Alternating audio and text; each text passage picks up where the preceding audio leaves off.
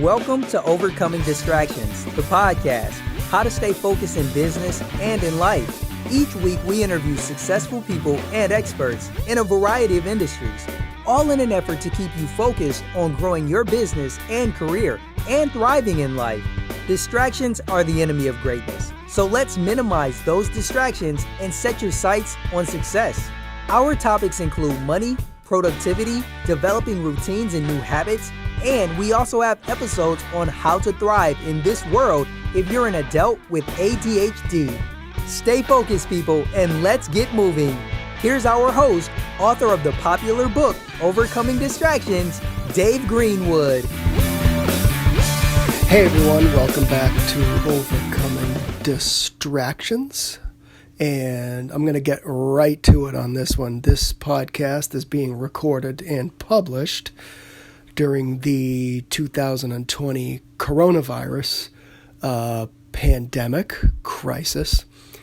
And I wanted to have an episode where we talked about how people, specifically executives and other maybe high demand professionals, can still get their work done when they have been completely put in a different work environment.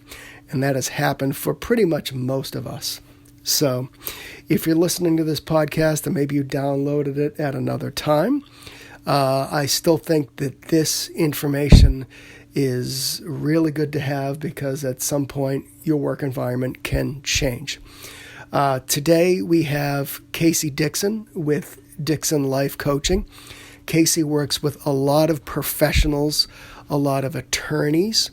She works with professors and people who are in high demand careers, and she helps them just focus on getting more things done, providing structure, different tactics to make sure that they can continue to stay successful. So we're going to talk today about how when your work environment is changed at a moment's notice, how you can continue to get things done. We talk about, again, maybe you didn't have a home office and now you need to work and maybe you don't have it set up. We talk about, she goes through a checklist of things that you need to consider when your company or your firm says, you know what, you got to work from home. We talk about how, in this coronavirus situation where schools have closed across the country and all of a sudden you've got kids in the house. So this is a really good podcast. Casey knows her stuff. And like I always say, without further ado, let's get to it and see what Casey has to say about getting things done when your environment changes.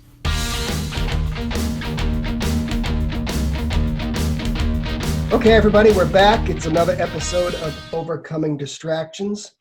And as I mentioned in the introduction, because some of you download these podcasts maybe a year later, or you find the podcast and you decide to download it because you feel it's some value of you, I want to make it clear that this is being recorded during the coronavirus crisis, okay?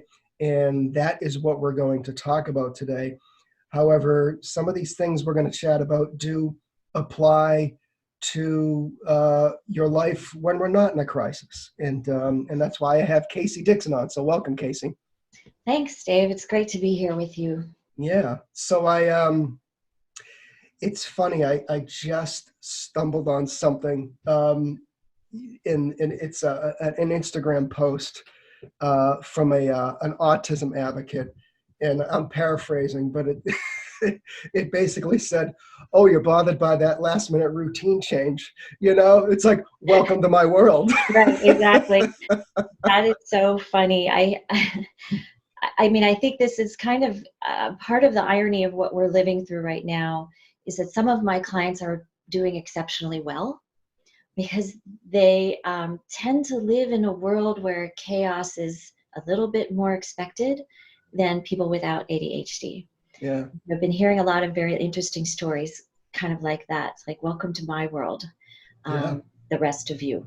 Right. Yeah. Yeah, exactly. So, with that being said, I think there has been a shock to people's work environment very quickly. I Yeah. mean, we saw this coming, but I don't think that we saw even, 7 days prior to us recording this, that we were going to see the shutdowns that we have, the school shutdowns, the work from home immediately. My wife's in IT, and I haven't seen her in days because she's setting people up and companies up for remote access that might not have been fully prepared for that because they didn't plan ahead as well. So, but walk me through, and I know you deal with a lot of professionals, executives, attorneys, and what have you, people that are in kind of high demand, high profile careers. Yeah. What happens,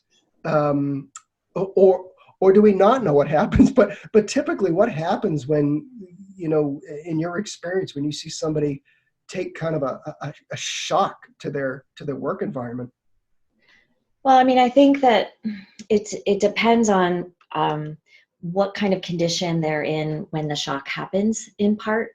So, as I said, I think a lot of the clients that I've been working with for a while who have a diagnosis of ADHD are accepting of that diagnosis and have implemented some structures and strategies and tools to manage themselves and their workday, are doing exceptionally well right now. It kind of was a surprise to me because I thought, oh my gosh, unstructured time is the enemy of the ADHD workplace, right? Yeah, And hyper focus on the news can be incredibly distracting. And when things get crazy and urgent in the world, most of my clients, professors and attorneys with ADHD, et cetera, will dump all of their self-care routines to pay attention to what's needed in the moment. And so I was really worried. yeah, yeah. And what I found over the last 7 days has sort of surprised me. And that is that for those who have those things in place, they can be finding this a moment to excel almost, where they have what one of my clients said, I have workarounds for this type of chaos that my colleagues do not have. Hmm. And now he's turning to them to sort of say, okay, here are some things that might work for you. Let's set up a co-working time on Zoom, or, so they, get out your timers so you're not working until midnight every night. So they're implementing some of those things, and I think that's really interesting. Also, the sort of living in chaos. One of my clients said yesterday, I can handle this flux. But my colleagues without ADHD are experiencing the anxiety that's normal for me for the past 50 years. Well, yeah, and we just mentioned that on the Instagram post, but you're right. And I, I mentioned in the introduction that if you have ADHD or you don't have ADHD, you're going to want to listen to the discussion we're having right now. Because you're right. Some of us have, figured out, and that was the whole premise of my, book, is that, some of us have figured out how to work around our weaknesses and make sure we can be productive and focus on those strengths. And it's everything from your day-to-day life, your work environment, your career, those types of things. So yeah, Yeah. I mean, you're right. I think people can learn a lot from people who have already, like you say, implemented those type of tactics. Yeah. The other thing that I think is important is that right now is the perfect time for people with ADHD to capitalize on some of their natural strengths and not just the workarounds that they have for some of their natural areas of difficulty. Because people with ADHD, when before we got on the podcast, you said, we're having to get creative here. Well, that's a beautiful moment if you have ADHD. Let me figure out how to be creative here. People with ADHD tend to do very well when they have to respond to urgency. And I mean, come on, this is you can't have a more urgent sort of lifestyle than we are having right now. Yeah. They thrive in chaos more than their non-ADHD peers. And this is all novel for us, right? We have to recreate how we're going through our day and our life. And novelty increases dopamine production, and prefrontal cortex wakes up and says, hey, I can really focus, and this is interesting to me. With that said, I think nobody is naive enough to think that that's going to last. Yeah. Right? Once this becomes mundane, then we're really going to have to pull out the things that help people with ADHD to navigate their day in an effective way and be really intentional about creating structures and routines and habits and workspaces and all of that good stuff. Yeah, and I think, there are, you're right. Maybe we can kind of just, all right, good. I'm equipped and what have you. I think there are some people, as you mentioned, they're not equipped, but Yeah. there's also these unknowns. I mean, all of a sudden, boom, your house is full. If you have kids, your house is full. I I want to talk about this, kind of how to set this up in a minute, but I do have a home office. I'm ready to go.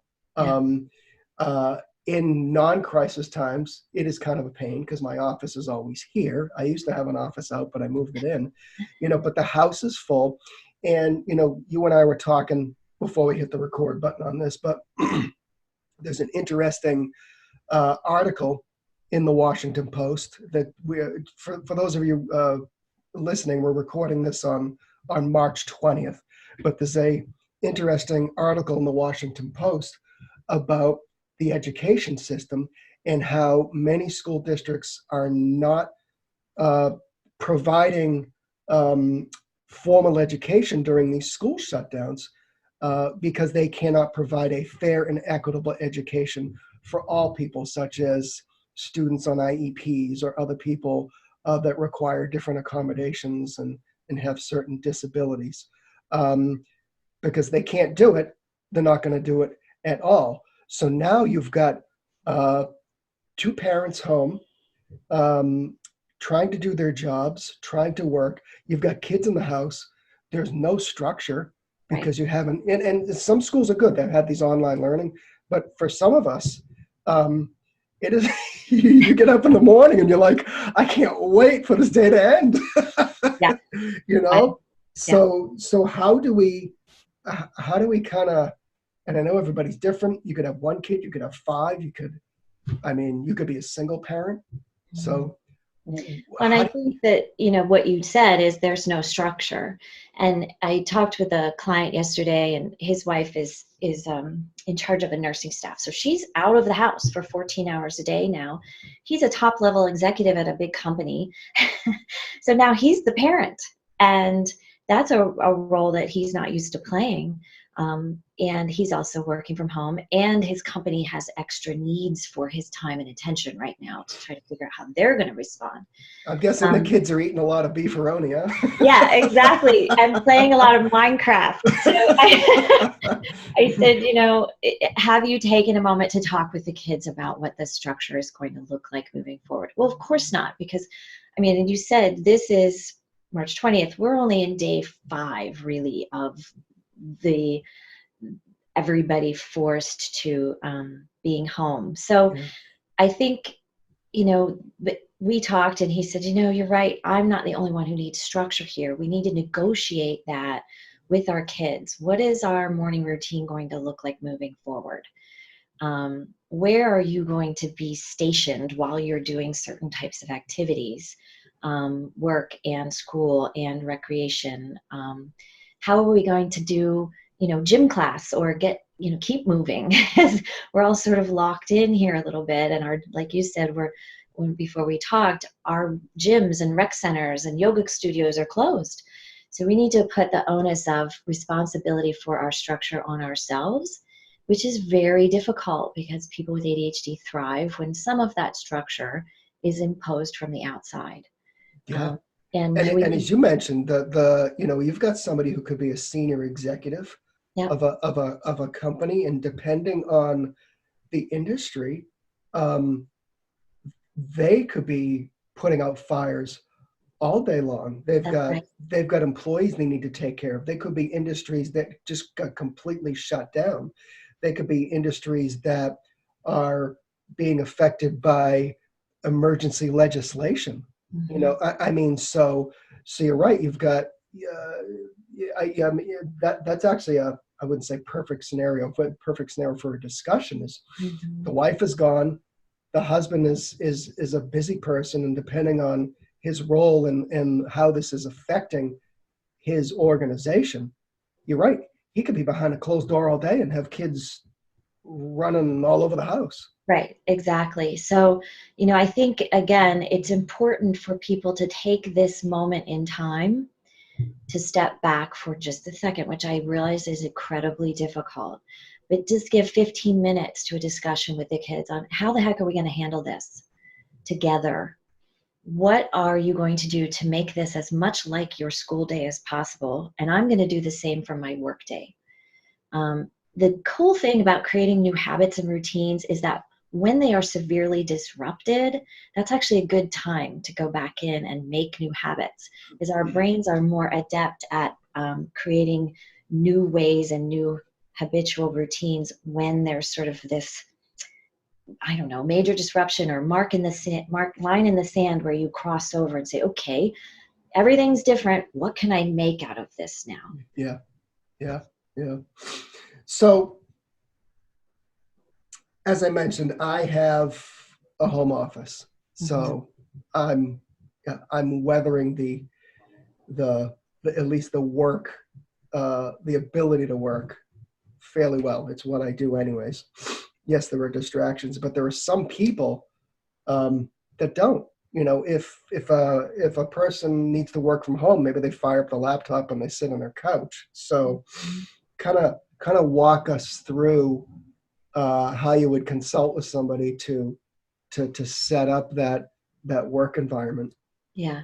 Well, and I think the key here is that there is a great deal of individual variation.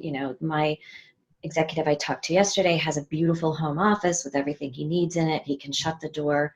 I talked to an attorney yesterday also who was sitting on the floor in his bedroom. Yeah, I mean, that's what I'm talking about. And his 19-month-old is running around, pulling the covers off of the bed, and he's trying to work. And so I think, we talked about what can you do to create at least the illusion of having a workspace. Because what we're trying to do is get your brain to recognize I'm going to work now, versus I'm just here all the time on the couch, whether I'm watching TV or reading a book or playing with the kids or working. We need a little bit of compartmentalizing or differentiating between work and non-work activities.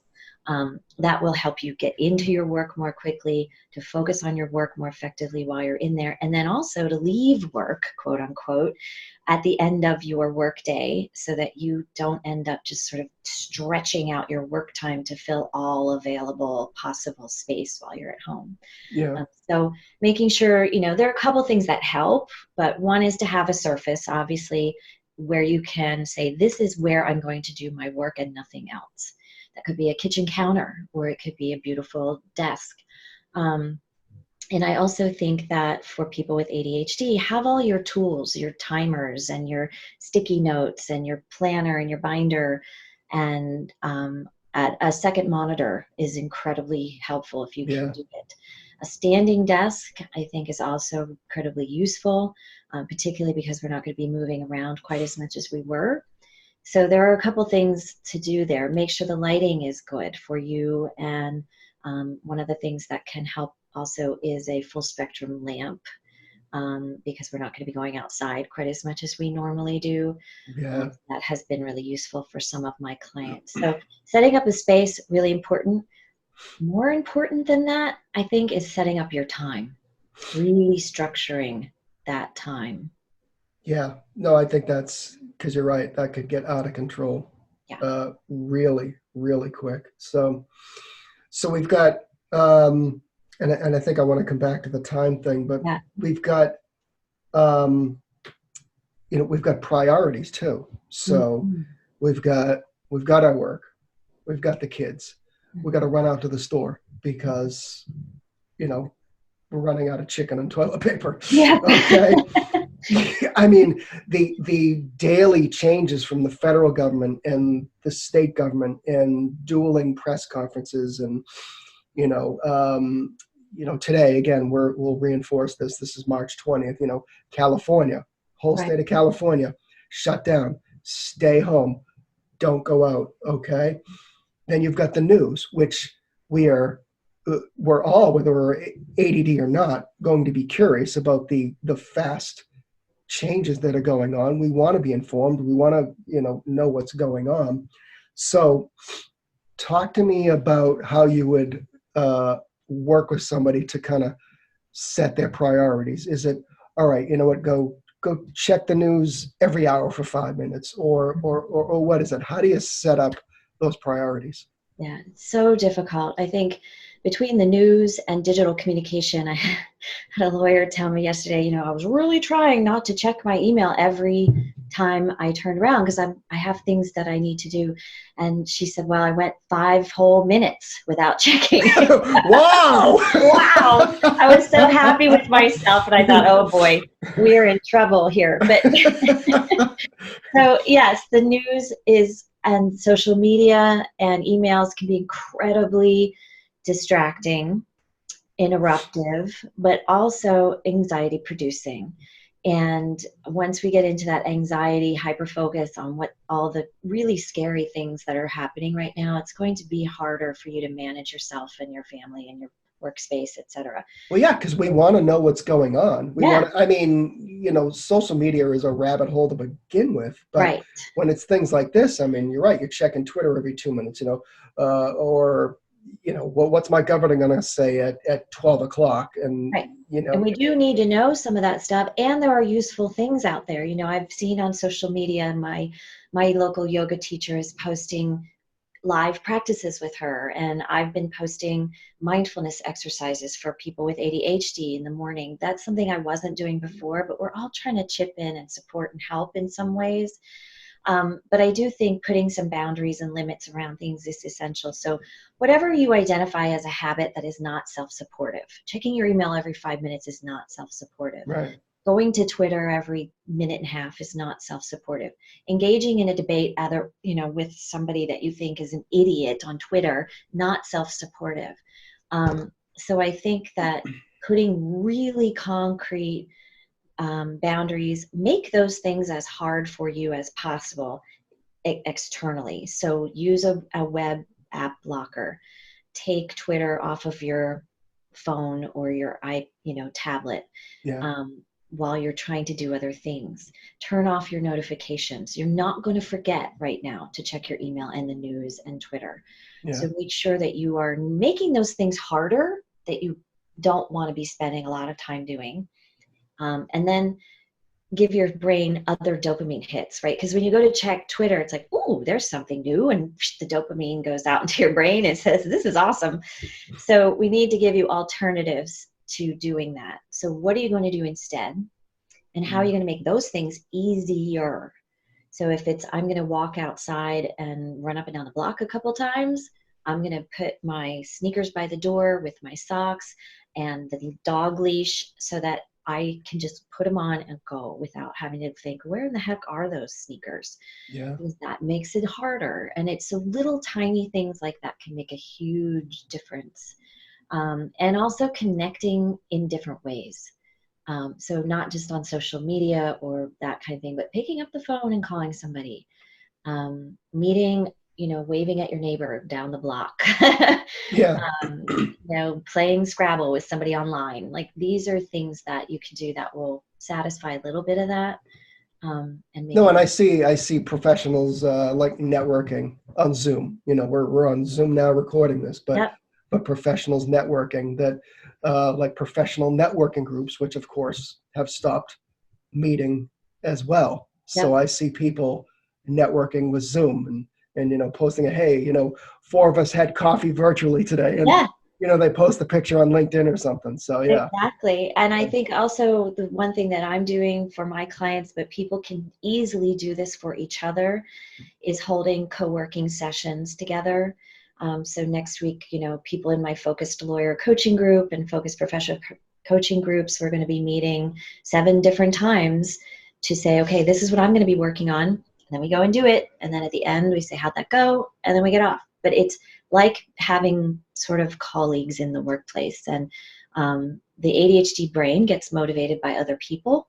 Yeah. And so this is a really healthy way for people with ADHD. It's also going to help people without ADHD to sort of put some markers in their day. Like I have to go to a meeting and I'm going to be on video, which means I should probably brush my hair, you know?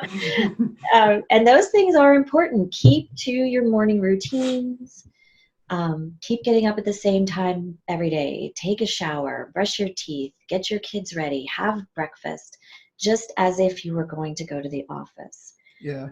I had a client, she's a genius, but she said her thing is now, instead of doing her morning commute, she does a morning, quote, commute, which is leaving at the same time she would normally leave.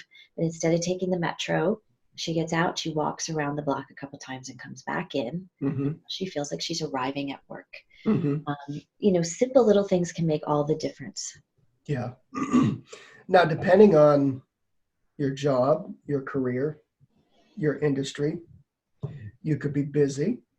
You could be staying the course at the moment. Right.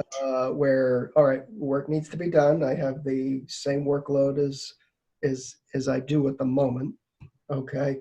Or you could have absolutely nothing, with ridiculous uncertainty. When's more work going to come in? How much money do I have in the bank? Right. Things like that. So for those people that kind of fall into that category of boom, I mean, my life just came to a screeching halt. I mean, what do you say to these people? Yeah, well, I don't know the answer to that. I mean, I think we're all dealing with a lot of uncertainty, but even within the professional groups that I work with, and we're not talking about the people who are really, really struggling, the restaurant industries and where you have to physically show up and do your job. But even people who are working virtually I'm finding vast differences. So my professors right now are hyper busy because they're having to move all their coursework online in the middle of a semester and figure out how to communicate with students who are now all over the world and, have different levels of internet access and et cetera, et cetera. Then I have lawyers. Well, the courts are basically shut down. Yeah, that's a good point. So if you're a litigator, how are you going? And like you said, vast amounts of uncertainty about when that's going to happen and what can I do in the meantime. Some of them are really embracing that and saying, okay, what can I do right now? And this is where part of structuring your time is really sitting down in the morning and planning your day. And people give a lot of lip service to this, but I think it's absolutely essential, even if or when life is chaotic and you might not have a lot to do that day. It's even more important to say, okay, what can I do today to make this feel like a normal work day? Some of the lawyers that I'm working with are doing their continuing lawyer education credits, filling the time with that kind of thing, or reading up on things that they maybe needed to read up on, organizing their documents on their computer. So it's not like a lot of juicy stuff. Right, yeah. But you can figure out how to stay somewhat busy. I think again, getting creative with your time. The other thing that I think has really been amazing for people who have a little bit less to do than they're used to. I heard 2 things. One, I heard a bunch of times this week, well, I'm sleeping more than I've slept in the last 20 years. And that's fantastic because most of my guys are sleep deprived. But the other thing is helping other people. So what can you do with your unique skill set and resources to go out there and help other people who are less fortunate? They might not be salaried. They might have 6 kids at home. They might not have a job at all when this is over. But even colleagues who, as we said at the beginning of this, might not be as knowledgeable about how to manage themselves through the day as you are. So setting up meetings and doing check-ins in the morning and those kinds of things can be incredibly a good way to spend your time if you have extra. So you can send an email out to your colleagues and say, "Hey, I have ADD. You want to find out from me how to be productive?" Exactly. I got this down. Because I figured this thing out. That's exactly right. I have somebody who's doing that right now. They said I've been working with my coach on these skills. Now he had already been upfront in his workplace about having ADHD. So this may not be the time to disclose if you haven't done so already. Yeah. But you don't need to, and that's one of the other unique features about this time in history that wasn't true 2 weeks ago, is that you can say, hey, we need to do a morning check-in, and let's set timers and schedule meetings even though we don't need them, and not look like your ADHD is raging, because everybody needs this now. Yeah. And you've also got people in, to take it one step further, even other circumstances where maybe somebody may be running a law firm. Oh, so, yeah. Yeah, and they have staff, so they've got to worry about the business coming in, their marketing. They have to worry about their staff. How do we operate in this environment? Yeah, so there's an added level of stress, quite frankly. Really, I think we need to pay attention to stress so much. One of the things we see with people with ADHD is a high level of perfectionism, and then never quite making the mark, so they sort of have imposter syndrome more often, or they're judging themselves more severely and carrying around disappointment. But one of the things that I think is really important, and we have to learn through this period, and it might help us to do this whether we like it or not, is to be satisfied with what we can do today. And just say, sort of, one of my clients brought up, I'm just satisficing right now. I'm just, kind of saying, what can I do, and deal with it. But paying attention to stress, hugely important, because if we're not eating, sleeping, breathing, and moving, and limiting the news and taking care of stress response, this isn't going to go well. So I think that's hugely important. So for people with ADHD, that might mean not expecting you to do your job in the same way that you've always done it. Yeah. And for leaders in positions, and anybody who's a business owner, you've had to do this, I've had to do this, and that is be agile right now. Figure out, what can I do to change my business model to respond to the moment? And that might mean offering different kinds of services, or pumping out different content than you expected to more quickly.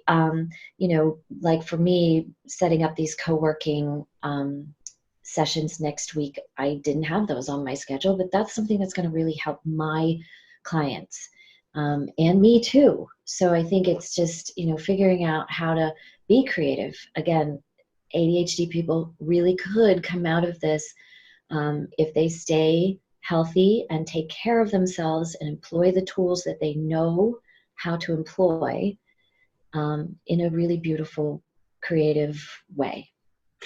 Walk us through how a kind of virtual / online co-working session would go. Well, I think it depends on how many people you have in there, but in general, you can do it one-on-one. My plan is to do it in small groups of 7 to 10. And so what we will do is start with a scheduled Zoom session, and I would be the facilitator. So I would say, okay, we're going to go around, and everybody's going to say, this is what I plan to work on over the next 50 minutes. And because a lot of the lawyers that I work with can't say, well, I'm going to work on John Doe's, legal matter. Right, yeah. You don't have to be that specific, but I have some people who need to work on taxes. I have others who are working on, their daily plan for the day. I have others who might be working on a client matter or strategic plan, or some people who are just like, I have to figure out how to set my kids' school day up. So whatever it is that you need to work on. And then we stop talking, but we're on video. I do recommend that unless your phone is ringing all the time or kids are screaming in the background, that you have the audio on, because it gives you the sense that somebody is there if you can kind of hear it. If there's a lot of rustling and that kind of typing, maybe not. But so you can mute yourself or not mute yourself. If you need to get up and leave, there is a chat box that you can use to say, hey, I'm going to get a cup of tea, or hey, I'm going to go step outside and breathe for 5 minutes and come back. Or I need to take a phone call. And then you can block your video so that you're not disturbing people. Then everybody just works, and we're not there to chat. We're not there to gripe. We're not there to support each other, other than the fact that you're doing your work together in a space that is shared, even if it's a virtual space. Then at about 45 minutes into that, the timer will go off, and I will say, okay, let's go around and quickly say, what were you able to get accomplished during this time? And what is the next step for you? Mm-hmm. And then we sign off. Okay, good. No, I think that gives people some guidance as to how that might work. Because I think some people might have heard that and said, co-working virtually, how do we do that without being distracted or just talking about the news for 50 minutes? Yeah. Right. And if you're constructing it for your own workplace and you're not the facilitator like I would be, it is important to have a facilitator. So somebody can, that can trade. You can sort of rotate through who's going to facilitate. But here are the rules of engagement. We're not here to socialize. We're here to work. So what are we going to work on? Set a timer, work on it, debrief, and then leave. And that is different than a morning check-in. So a morning check-in is a little different. It's like, oh, here's what I'm going to do today. Blah, blah, blah, blah, blah. Here are my priorities for the day. What are your priorities for the day? Okay, now we're going to come back at the end of the day and say, well, this is what I got done and what I didn't. So it's a little bit different. Yeah. And that can happen very quickly. Those can be 5-10 minutes. Okay. No, that's some great advice. So I want to wrap up just by giving people kind of a checklist. Somebody listening to this, their company shut down in no time at all. They have to go work from home. Yeah. So kind of walk people through what that checklist should be. Okay. They're told to stay home. I got all this work. Where do I start? And how do I set this up so we don't kill each other? Exactly. All right. So I think the most important thing to do before you start is to stop. Stop responding in the moment to your kids screaming and the news cycle and the demands of work, and just think about what it is that you need in your space and your time and your relationships with coworkers and family to make this work for you. Construct a plan before you do anything. And that's why this is the perfect time to do that. If you do that now, the rest of however long we're going to be sheltering in place is going to go more smoothly for you. So that's important. The second thing is structuring your space. We talked a little bit about that. Then most importantly, structuring your time. So again, eating on a schedule, sleeping at the same time you would normally on a daily basis, going to bed at a reasonable hour, getting up at a reasonable hour, not letting that just sort of drift. Following your routines for getting out in the morning, following your routines for going to bed at night, following your routines for having dinner with the family, kind of maintaining what would be thought of as normal, but in an ADHD household can be very challenging even without all of these extra pressures. Doing some mindfulness, I think, if you're not doing that, also will help with anxiety, depression. And if you're doing it for 8 weeks, studies have shown it can decrease ADHD symptoms. So let's do some of that. Moving, critically important. As you know, exercise, if you have ADHD, is one heck of a great treatment. So because we don't have our gyms to go to and our schedules are off, make sure you're scheduling time, planning it out, and putting in your calendar, what are you going to do? Do you have a treadmill at home? Awesome. Let's get it out, dust it off, go for walks, do jumping jacks. The key for people with ADHD is quick bursts of cardiovascular. So if you have a jump rope or a little trampoline at home, or you want to just put on some crazy wizzo and jump up and down, let's do it. So planning for how you're going to handle that. The second thing is really making sure that you plan your day on a daily basis. So this is, looking at your to-do list, and that could be laundry or, filing a brief with the high court. Doesn't matter what's on there, but having it all scripted out. We need to make decisions about what you're going to do in advance. That's the key to living well with ADHD. Take care of your brain and body, make decisions in advance, and then externalize your decisions somewhere out of your brain. So write them on a piece of paper, draw a calendar for the day, or do it on the computer. So put reminders in your environment, set alarms for when it's time to eat lunch or go for a walk. So externalize the heck out of those decisions. Absolutely crucial. Blocking all those distractions, which we talked about, interruptions, making it clear to your kids, your spouse, your dog, those of you who live alone, right? Your colleagues, and yourself, when you're available and when you're not, and how you're going to hold to those boundaries. And then stay connected. I think that's the huge thing right now. And everybody is talking about this. So, this is going to look very different for different people. But, in my neighborhood, we started a Facebook page where we can say, have you checked in on, Mary and Don down the street who are 90 years old? Or I'm going to the store today. Do you guys need anything? Or here's a funny meme this morning. But stay connected with colleagues and friends and neighbors as much as possible right now digitally. And I think that's going to be huge. Those can be really big things like we're going to get together and have a cocktail hour, The other thing could be just what I call touch bases. So these are little things. Here's a picture of my dog in my workspace today. What does your workspace look like? It sounds sort of corny, but I think this is us communicating and touching base as human beings, which is easy to push aside right now in what we're facing.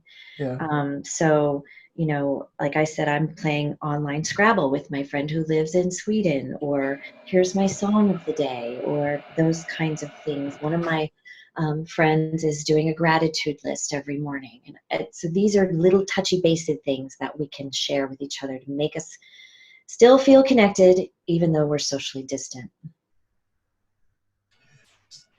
What I would also think that at least people do need to just prepare themselves for quick disruptions. Absolutely. I mean, if you're in a new environment, and I think I wouldn't say get comfortable being uncomfortable. I think maybe that's a little too much, but I think just understand that yes, everything you said is spot on, but stuff happens. Right. And again, this is where walking the tightrope of having ADHD is going to be I think the awareness piece is going to be critical, because ADHD brains love interruptions, right? It's like, oh, something's going on. Let me see what that is, rather than, oh, I have to sit here and do my taxes or, whatever, clean out. Well, we love them. We love them, but we hate them. Right. Exactly. That's that tightrope thing. So it's important to figure out what kinds of interruptions are you allowing, and is that okay? Absolutely. If you have kids at home and they need you because, there's a catastrophe, go for it. Yeah. We are going to have to be more adept at that. But also just being clear about expectations. When my door is closed, that means that I'm working. So unless it's really urgent, here's what those things might look like. This is what you guys are going to be doing. So it doesn't mean you're not accepting interruptions and being a rigid robot, because we are not going to be doing that no matter how much I tell people to be structured. Yeah. So we're working for, if you can plan your day and how you're going to communicate in your family and expectations, and you're hitting the mark about 60% of the time, you're doing an awesome job. I think that's a good goal. Yeah. Okay. What have I missed as we wrap up about this? I think we've covered an awful lot. I think one of the things that happens with ADHD people too is that their expectations are really high, and they're struggling like everybody else is right now with the learning curve that we're going through. I work at home full time, and I always have, but I am still having a learning curve because all of my clients' worlds are shaken up and upside down, and I'm having to respond. I can't go to my gym and take yoga and begin elliptical like I'm used to. My patterns are off. So even for those of us who are fortunate and grateful enough to have that already in place, this is a learning curve for us, and everybody is struggling. So be gentle and graceful with yourself. Admit that, hey, my brain is learning something new and creating new patterns, and that feels weird and awkward and uncomfortable, like you were saying that. And we will figure this out. Yeah. Some good advice. Real quick, who do you work with and how can people find you? I work with lawyers with ADHD, professors with ADHD, and occasionally other professionals with ADHD. But basically, that's my thing. I do individual coaching. I have groups that I run. I have a group called The Focused Lawyer, and I'm running several of those. And The Focused Professor. I'm going to be relaunching both of those in May of 2020 with a little bit of a different format, but people can jump in on that. I also run a group for mixed professionals, all sorts of different ones, called Live Well ADHD. We're in the middle of a session right now, but I'll be running those several times per year. So people can find me online at Dixon Life Coaching, which is DIXON, lifecoaching.com. And I'm out there on, some social media as well, but I think that's the best way to go. There are lots of articles and resources, and if the timing of this podcast is very critical. I'm going to be putting out an ebook next week that people can download about the very topic that we're discussing today. So it'll be, how to work at home and how to structure your day in the middle of this crisis. So people can get that there. Cool. That's a great idea. Great. Yeah. Everything we can do to That's right. We have to put us back to normal. That's exactly right. We're normal. I'm putting the quotes up in the air. Yeah. Right. Normal. Oh my goodness. Yeah. So, will we ever see it again? I don't know, but we're all in this together. And so, yeah, we got to get that information out there and help each other. Awesome. Great. Well, thank you for coming on. Thank you for your time. Yes. And I know a lot of people are going to get a lot of value out of this discussion. So thank you. Yeah. Thank you for inviting me again. I think getting the word out there is really important. So I appreciate what you're doing immensely. Awesome. Well, thank you. We'll see you soon. Okay. Take care. That's it, folks. Another edition of Overcoming Distractions, the podcast, has come to an end. Hope you're inspired. Hope you've learned something. Check overcomingdistractions.com for more podcasts, video blogs, and up-to-date info on books and more books. We'll catch you on the next one.